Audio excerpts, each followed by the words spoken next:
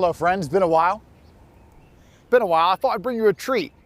Brand new Aston Martin Valhalla, and I know you love my car reviews. We all know I'm the best in the business, the best guy who's ever done it. Because unlike all the rest of these pussies, if I review a car, I buy it. I don't borrow it.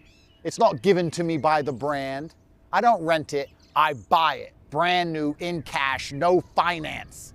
I bought my Pagani to review that. I bought my Bugatti. I bought my Koenigsegg. I bought the Valhalla, the 812 competitions. I bought those. The SF90s, bought it. GT3, bought 2 of those.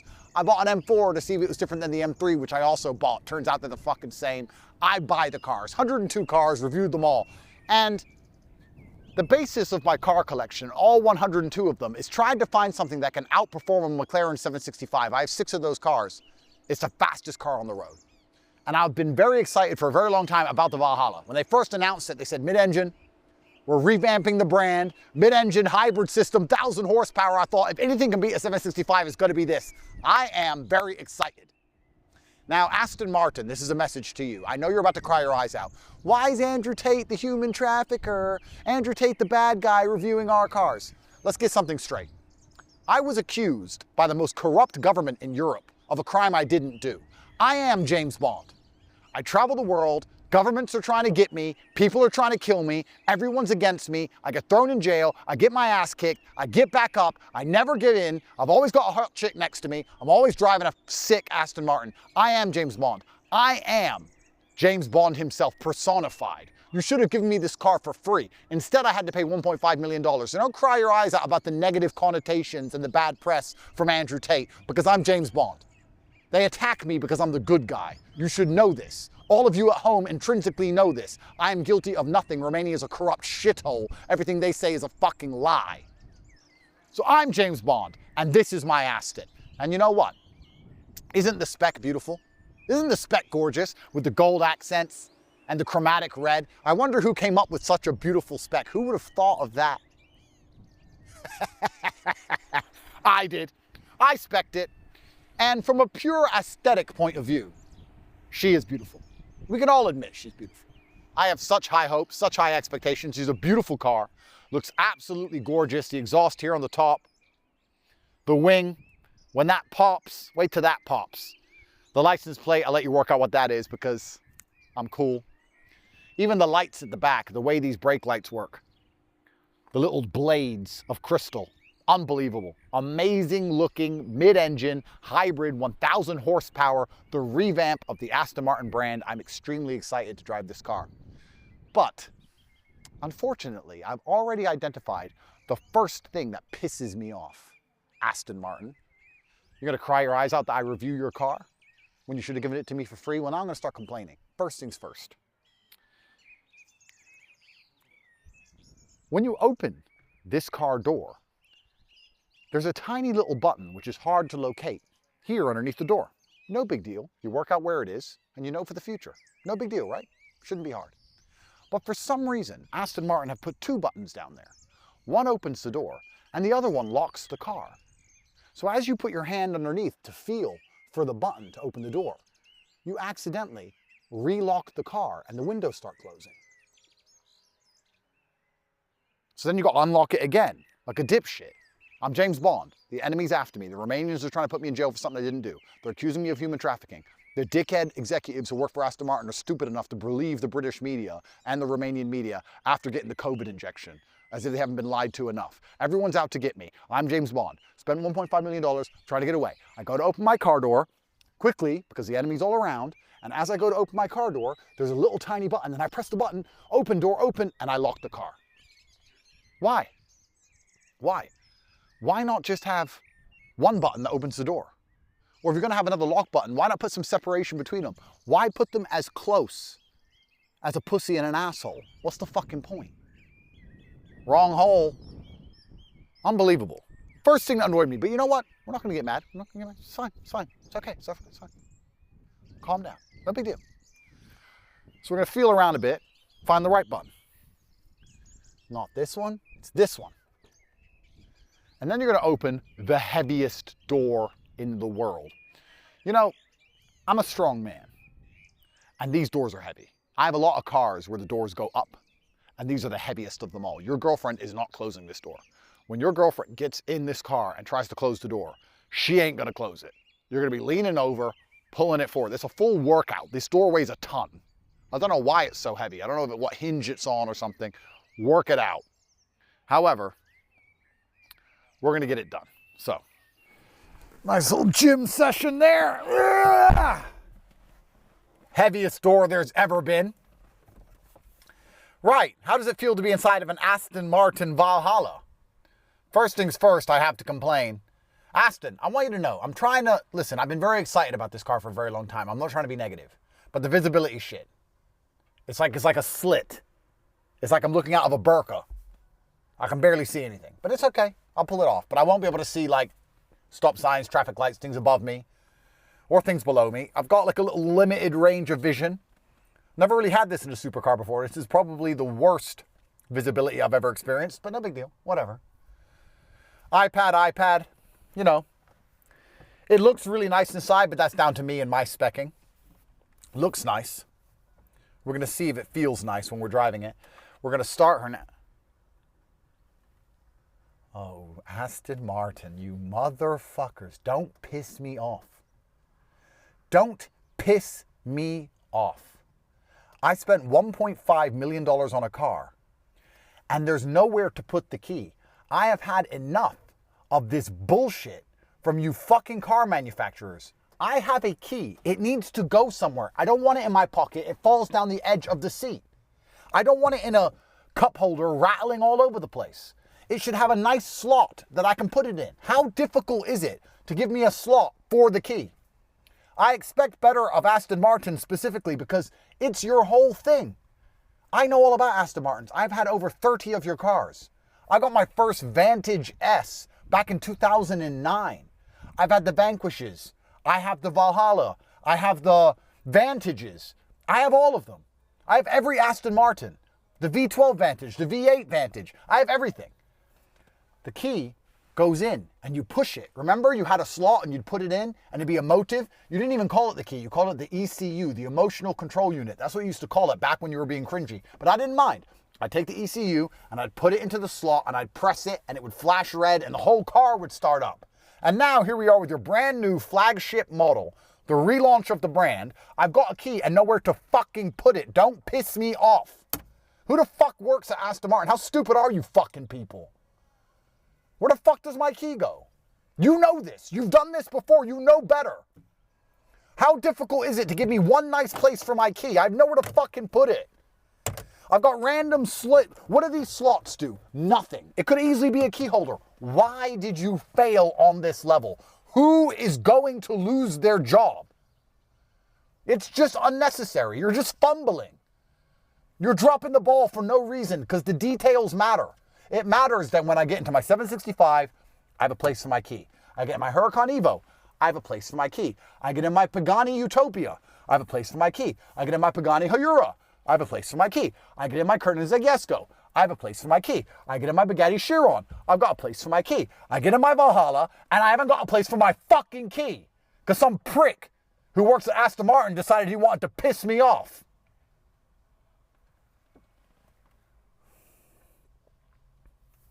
It's the relaunch. It's the relaunch. You can't be fucking making mistakes like this, Aston. I want my key to fucking go somewhere. Unbelievable. Unfucking believable. Where are we going to put it? Up my fucking ass? See, what the fuck? What the fuck am I going to do with this? Here, so it can fall all over. Fucking, I'll be driving fast. It's going to come out at light speed, hit a bitch in her eye. They're going to accuse me of beating her up. Back to jail. Is that your plan? As if I haven't been through enough? I'm James Bond. I'm your boy. Aston Martin, I know you're watching this. I know someone sent this to you.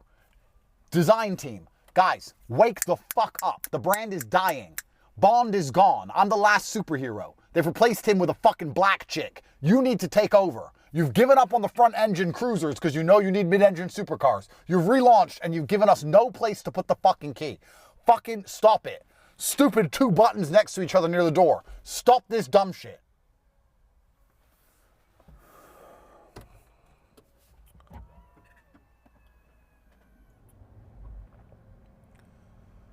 Well, that's on, I guess.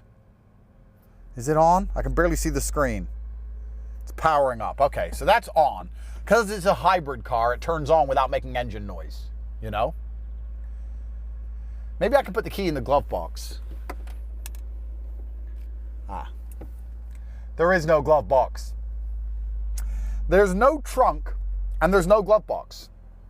If you have a bag to take with you, if you want to carry your firearm, there's nowhere to put it. You have no glove box and no frunk and no trunk and no slot for your key. Nothing. Not a fucking thing. Just 2 iPads. Unbelievable. Apple CarPlay, duh. Who doesn't have Apple CarPlay? And then we have drive mode, telemetry, assistance, lights, vehicles. I never really go through the infotainment systems on the cars I review because I like women. So who gives a shit? You just load up Apple CarPlay anyway. But one thing that's particularly annoying about these new Astons is for some reason, everything is mega assistance. So you go to assistance, you start your car, and automatically you have the following assistance modes on. Driver attention assist, blind spot assist, traffic sign assist, lane keep assist, automatic emergency braking, sensitivity level of the automatic emergency braking. It's like a robotic dildo. Turn all this off. I don't want any of this. Turn off. No assistance. Off. But every time you start the car, you have to go into the menu and turn it off. Otherwise, the robot dildo fucks you. If you keep all that on, you're not even fucking driving, bro. The machine's, you're not even fucking driving it by that point. What's the point in spending $1.5 million to let the AI machine drive the car for you? And don't even get me started on the fact that the car has once again asked me if I want to be in online mode or offline mode. Remember when the GT3 tried to connect me to the Matrix so they could upload a virus that stopped the brakes working to kill me? That is a James Bond plot. You know it is, Aston. And now you want me to connect my new Valhalla to the fucking Matrix, to the mainframe, to the simulation, so that while I'm driving, trying to evade my enemies, you can upload a virus which prevents my car from operating at maximum efficiency. That is exactly what my enemy would do. So I need a car which is disconnected from the mainframe. Because of course the bad guy controls the mainframe. That's how the fucking movies work. Why do you need to know the size of my dick for me to drive a car?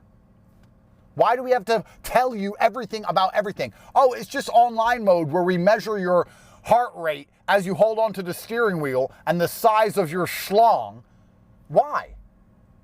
Guys, I speed, okay? I speed. I drive too fast. I overtake on the lanes I'm not supposed to overtake on. I drive how I fucking want, okay? If I agree to online mode and I have all this assistance on, like lane keep assist, which means it can read lanes, it's gonna read that I've overtaken where I'm not supposed to overtake, where I'm going 300 where I'm supposed to be going 30. It's gonna upload all this information to the fucking cloud, and the Romanians are gonna put me back in jail. That's what's gonna happen. So no, I don't want my car to be online. I don't want my car to be chat fucking GPT. I don't want to tell you the size of my dick and the weight of my balls. I just want the car to work, and I want a slot for my fucking key. That's it. I'm starting to think you motherfuckers who work at Aston Martin might be pussy niggers. I didn't want to say it.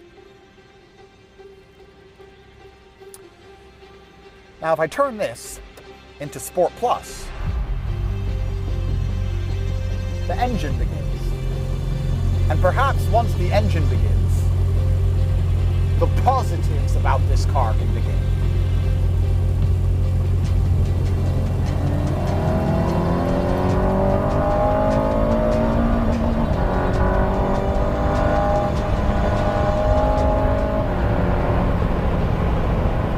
Okay, friends, here we are, the Valhalla. This is my hope to beat the 765. My entire car collection is based on me trying to outcompete a McLaren 765. I bought 102 cars, and I can't find a single car that can do it. Nothing will beat that thing around a track. Nothing. Even the Bugatti Chiron Pure Sport loses to the 765 around a track. That's how fast that car is. And when I heard about Aston Martin making the Valhalla, mid-engine, 1,000 horsepower hybrid system, I got excited. Very excited for this car. I bought 2 of them. and I have high hopes. Now, so far, I've found some niggles that annoy me. I'm already mad, but we're gonna give Aston Martin the benefit of the doubt, because you could forgive niggles. You could forgive niggles if it does what it's supposed to do. We've all got that girl who nags and complains, but she does her job right when the night lights go off. You know? When the lights go off, she's worth the headache. So I could forgive the niggles if it does exactly what it's supposed to do. So we've started here in EV mode, electric vehicle mode, and you get a whopping 9 kilometers of electric vehicle power. You know what's amazing to me? Ferrari, with the SF90, managed to build the best hybrid car like 6 years ago. It's been 6 years, and they have the fastest car in EV only mode with the most range. A Ferrari gives you, oh, it's telling me I'm already out of battery. And if I put my foot down in EV mode, it's slower than the SF. Why? Put the engine on. Put it into Sport Plus. Start the engine up. Why is a 6-year-old Ferrari SF90 in electric only mode faster than the new Valhalla? Why does it also have more range than the new Valhalla? How did Ferrari get it so right? 6 years of battery technology, and still none of the new cars, the Revuelto, nope, the EV mode sucks. The Aston, the EV mode sucks. The Ferrari, the EV mode is actually usable. You're faster than most normal cars in traffic for a good 20 or 30 kilometer. It's really useful. But here we are. So we're gonna recharge the battery with the engine. And guys, this is the first time I've ever driven this car in my life. So you're gonna get a lot of first impressions. But to be honest with you, a lot of my first impressions so far are niggles. I don't like certain things I'm seeing. I don't like it. I don't like that the steering wheel has all these buttons I'm gonna accidentally press. I don't like that beeping. I don't know what it is. I don't know why it's beeping. I don't like that the parking sensors turn on automatically when I get near other cars. Of course I'm near other cars. I'm on a fucking road, bruv. I'm on a road. There's cars near me on the road. Yes, you don't have to turn on the sensors. I've gone here into the infotainment system, into assistance. I've turned off assistance. Every time I start the car, it starts with every fucking gay version of assistance. Driver attention assist, blind spot assist, traffic sign assist, lane departure assist, lane keep assist, automatic emergency braking. Like I've had to go through and manually turn off everything. Otherwise, I barely drive the car. What's the point? I didn't spend $1.5 million for someone else to drive the car for me. Yeah, let me just get this hot girlfriend and then let a robot fuck her. The fuck? Fuck off. I have to manually turn all that crap off. The EV mode sucks. I'm getting mad. Andrew, woosah.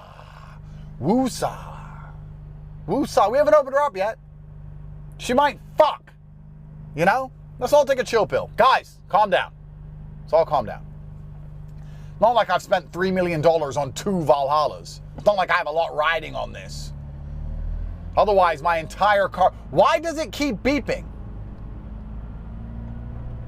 It keeps beeping and coming up with some fucking parking sensor notification. Like it's turning on the sensors. I don't understand why it would do that. How do I turn this shit off? Stop doing that.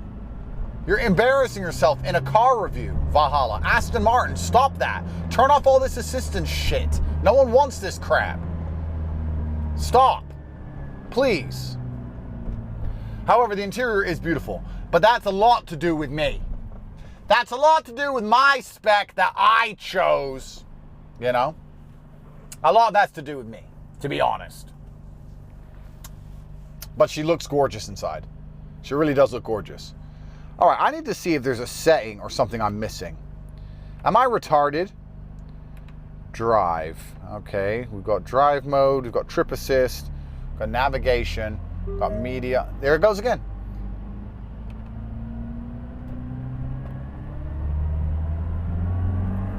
Don't understand it.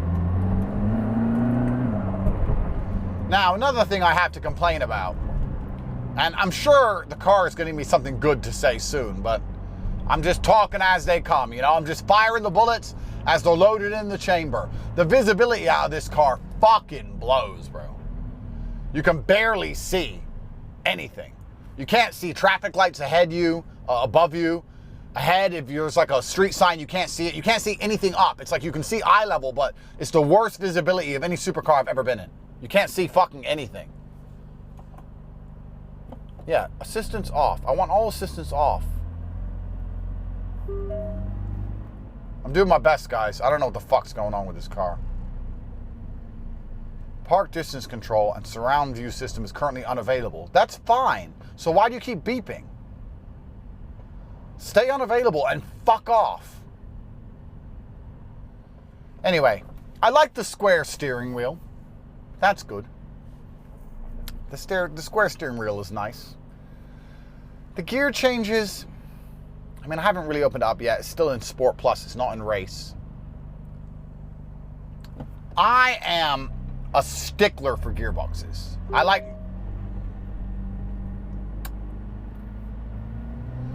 my gearboxes sharp. I like them like bam, bam, change gear, bam, bam, bam, bam. That's what I don't like this. I don't like, no. I want it instantaneous. I need to be one with the machine, you know? It's not in Race yet, and I'm not hammering it, so I can't really complain about the gearbox yet, because we're in Sport Plus, around the city in traffic. Maybe it's going to get a bit better. We're going to see. All right, just put the sensors on. See if that helps anything. No, doesn't help shit, of course.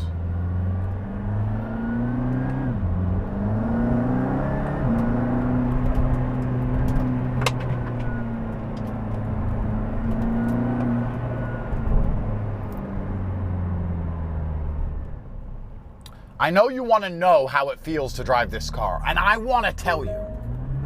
But the problem is, I can only really compare it to other supercars, because I have all of them, and you have none of them because you're poor. So the difficulty I am having, despite my fantastic grasp of the English language, is explaining to you how it feels to drive one of the most premier prestige vehicles that exists on the planet Earth, without comparing it to the other prestige vehicles which exist on planet Earth, because I have all of them, and that is my reference point, and you have none of them, and I have to now translate this entire experience into brokey. I need to explain it to a poor man who I should be able to say to you, if you were half a fucking man, if you weren't a fucking loser, I would say to you, it feels remarkably similar to the SF90. If I had my eyes closed, and I was just driving, I would say, yeah, I'm an SF90. Feels like an SF, except it doesn't have as good or as powerful or as long range an electrical system, so you may as well go get the SF. That is what I would say. Now the power, it is instantaneous. I give it that. That's the one good thing about these cars with the hybrid systems. You put your foot down, bam, it goes. Same as the SF. When it goes through the gears, as you rev out each gear, it's not like a 765 where you feel the turbos come in and kick in halfway through the rev range. No, very linear power, very linear the whole way through the gear. You put your foot down, the power goes all the way through the gear. Boom, boom, boom. Same as the SF.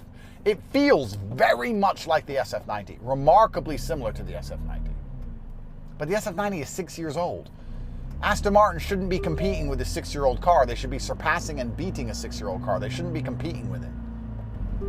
Why is the car beeping, telling me about assistance? Why do I have to turn off all this assistance all the time? I don't want to do this. Just let me drive the car. I don't want assistance. I don't want it. Why is my steering wheel covered in buttons? Beep, beep, beep, beep, gay alarm, Aston Martin's gay. Fuck off, bruv. I'm so mad. I want my $3 million back. Give my money back. Run me my peas. I'm never gonna drive this. Right, so we've got it in Sport Plus. It's not in Race, it's in Sport Plus. And we're gonna see how she feels. Like I said, so far,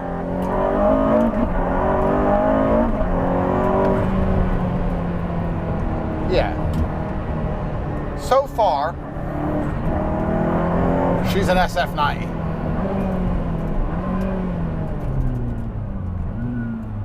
But to be honest, maybe even a little bit less sharp on the gear changes.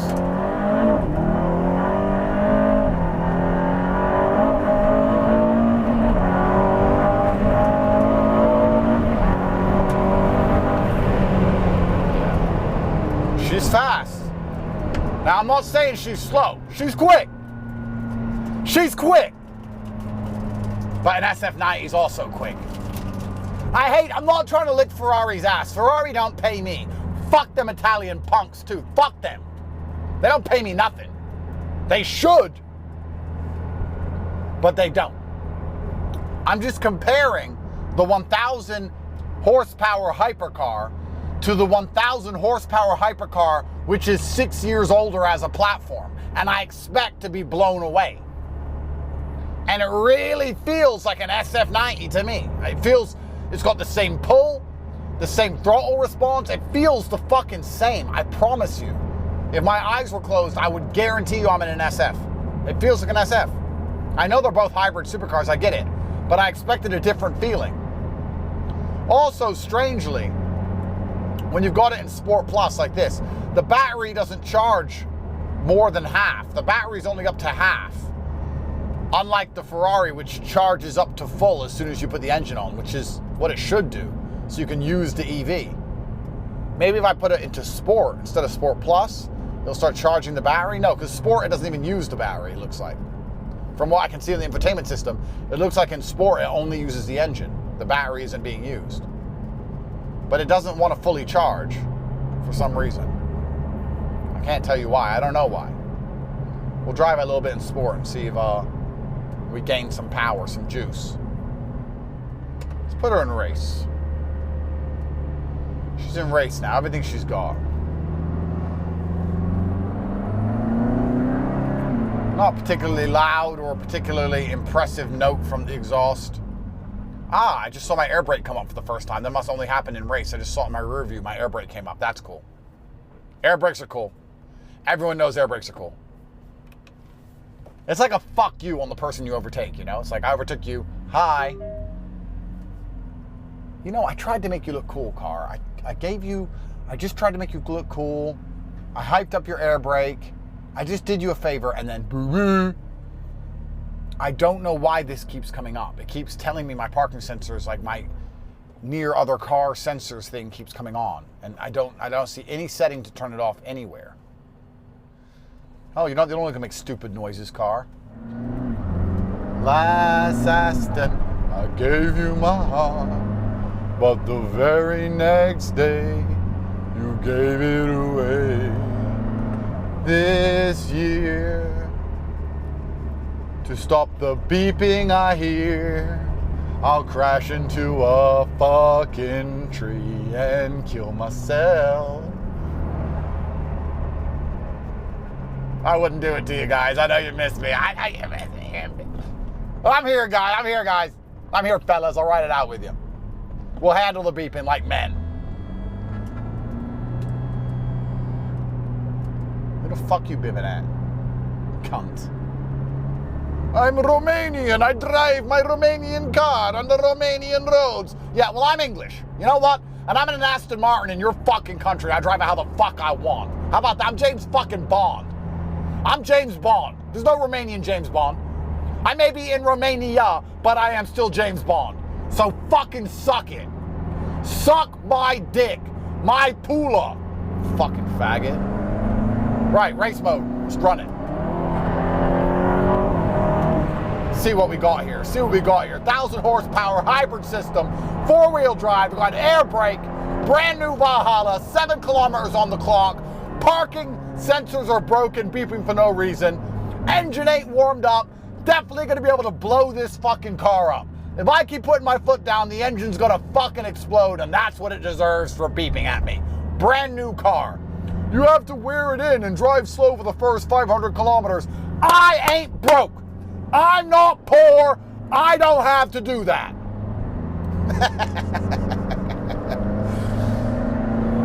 Overtake this nigger. Sorry, I shouldn't use racial slurs in my car reviews. See a nigger? Air brake comes up, can't see anything out the back. That's fine.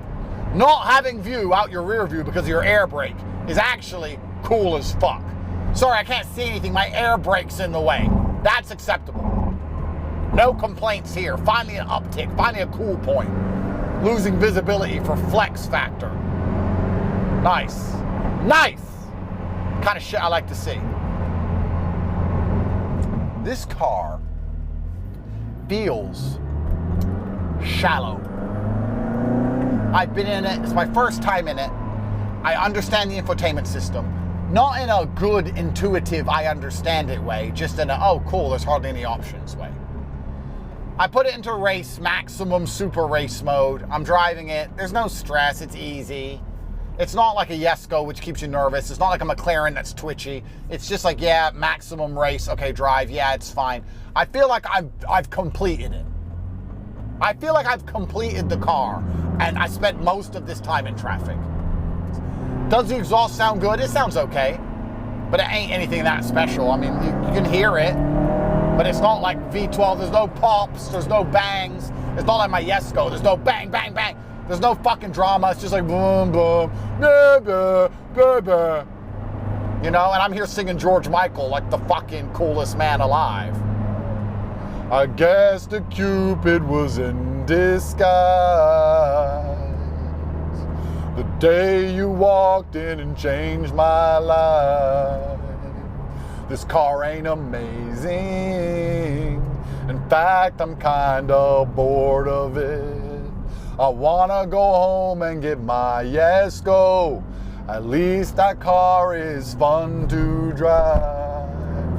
This Aston is boring. My Aston is boring. Da da da da da da da da da da da da da da. Where's my hose? The da-da hose. I need some girls in the car. Da da da da da. That little synchronized dance, some little black ones. You know, some little fucking, like the slave. Get a little fucking slave, little fucking, you know? Background singers, background dancers. That's what I need. Some fucking sluts. What am I doing out here in the villages? To go back to the city and get my fucking bitches. Put them to work.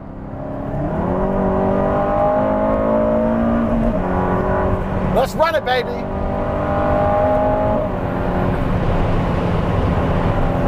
Yes, this Cupid is in disguise. She's quick. She's quick. She's an SF90. It's SF90. Guys, that's the end of the review. It's an SF90. It's an SF90 with a less impressive EV-only mode. That's it. I know you don't have an SF90 either. That's a you problem. Get your money up. Get your money up, son. Brokey.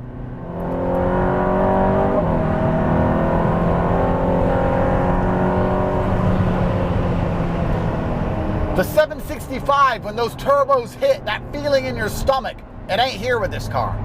Same with the SF. It's very linear. It's quick. It's all like, you know, in a row. Linear power, there's no boosts, there's no ups and downs, there's no lag, but that's all character. That's why I'm saying this car feels shallow. There's no character. You know? All right, I'm pushing her a little bit here. And you know what? Very capable. I'm not saying it's incapable, but you do kind of feel a little bit of the weight. Hate to say it. Little bit of understeer, tiny bit of like you come into the corner and it's like not quite steering as much as you want it to just because of the weight of the car. Tiny, tiny bit. Hate to admit it. Yeah, you can feel the weight.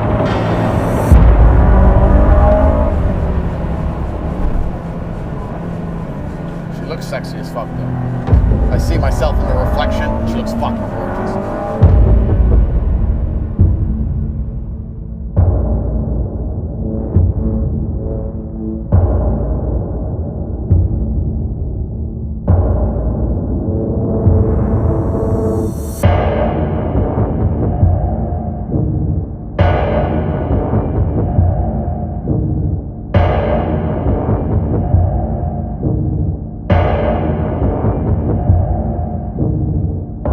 She is beautiful, isn't she? Maybe I was too negative yesterday. Look at her, she's absolutely gorgeous. And to be honest, to give a fair review, I need to take her on a track. But I have no track here at the moment, so I'm thinking maybe it's a new day. Yesterday I was pretty negative. She's beautiful. I know yesterday we had an argument, dear, but you still got nice titties. It's a new day. Let's forget all about yesterday. Let's go for a little cruise around the city, see if I can find something positive to say, you know? However, before we do that, I am gonna complain again. Because last night when the cameras were off, I tried to fill her up and I noticed something that annoyed me. So let me lift up the heaviest door in the world. Let me make sure I'm pressing the right button, otherwise I'll lock the car. And you'll notice here that to open up the side flap to charge the car, the button is down here. And to open up the fuel tank, to put gas in, the button is up here on the door. You can see it. And I don't really understand why we have two separate buttons for each thing. Let me turn the car on and show you.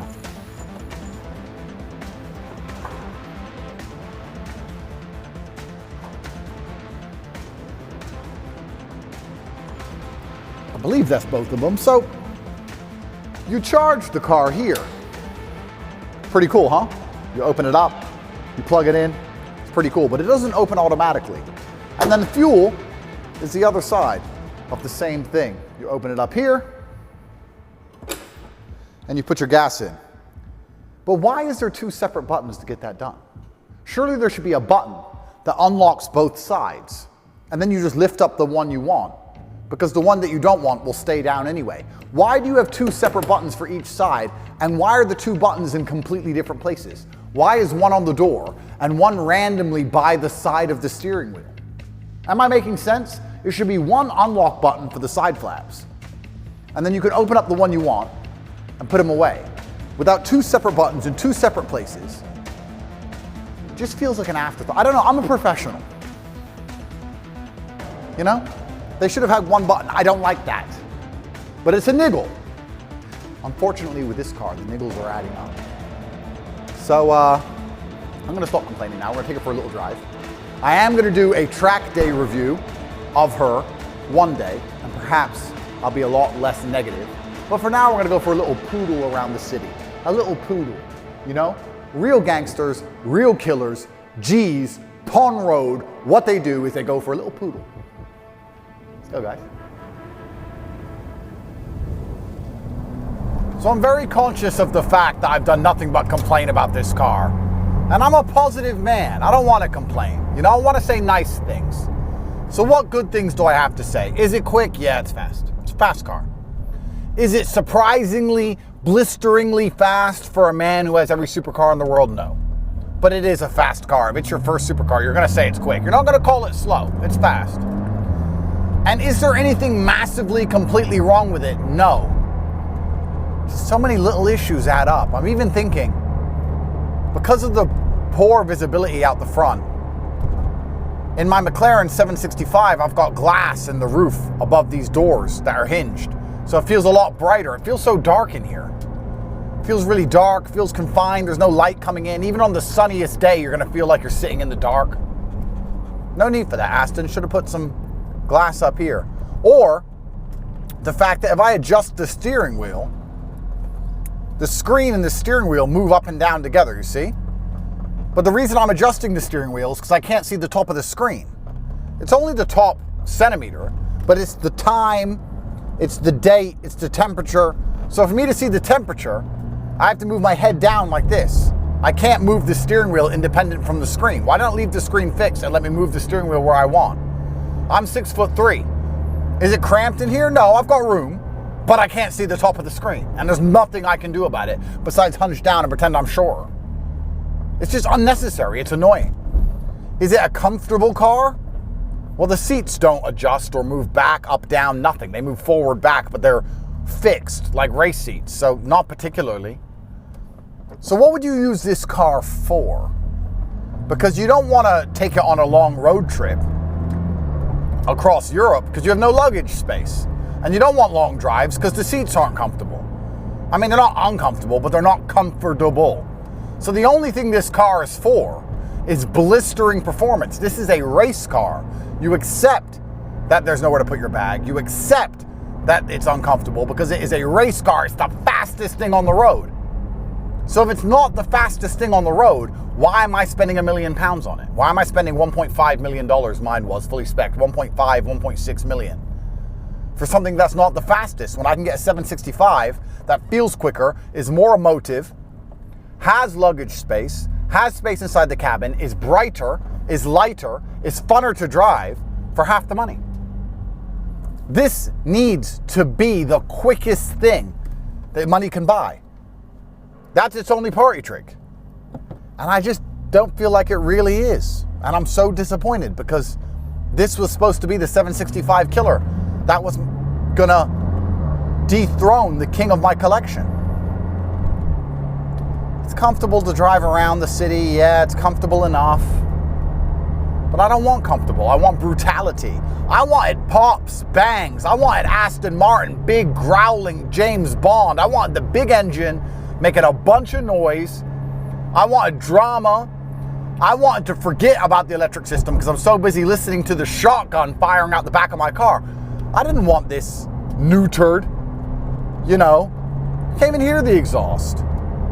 Okay, I can put it in race and you hear it a tiny bit, but where's the emotion? Where's the drama? This car, like I said before, it's just so shallow. I bought it, I drove it. This is my second time ever driving it. I know how everything works. I've experienced its maximum. It ain't all that impressive. I found 25 small things that annoy me. They're not big deals.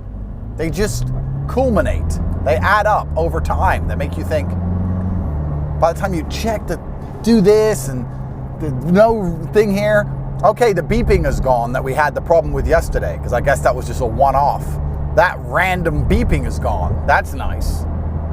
But there's nowhere to put my key, there's nowhere to put my phone.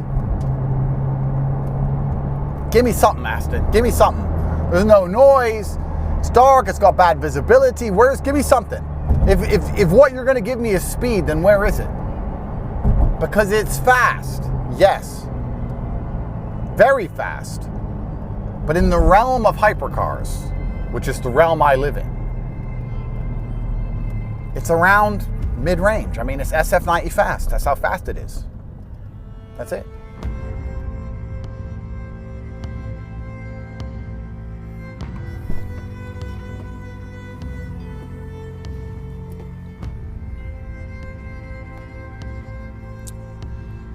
Well, what do I say? 4-liter V8 hybrid system. It's a fast car. I'm not saying it's slow, it's quick. But there's so many little niggles, so many small oversights. It makes me wonder, like, who's in charge at your design team, Aston Martin? Hire me. I know you're billions of dollars in debt. I've got the billions, I'll give you the money. I don't even want a paycheck. I'll do it for free. I know what car drivers want because I have every car. There was no need for all these silly little mistakes. And it shouldn't be a big deal, but it's the relaunch. It's the first mid-engined Aston Martin. There's no room for error. Tiny little mistakes. It's kind of upsetting. It's a shame. You know, it is a very capable machine. There's no doubt about it. It is quick. I know I'm a harsh critic. But when you drive an Aston Martin, you expect emotion. It's an emotive experience. I wanted pops and bangs and giddy laughter and a feeling in my stomach. I wanted it to be like, wow, this is different than every other mid-engine supercar. I feel that this is an Aston Martin. Listen to the noise of it, the sound of it. And it doesn't really have that. It's a bit shallow, it's a little bit sterile. Where's the emotional control unit? Those are the days of Aston Martin I miss. So all in all, it's a very capable tool. But when you buy an Aston Martin, you're not looking for a tool. You're looking for a friend.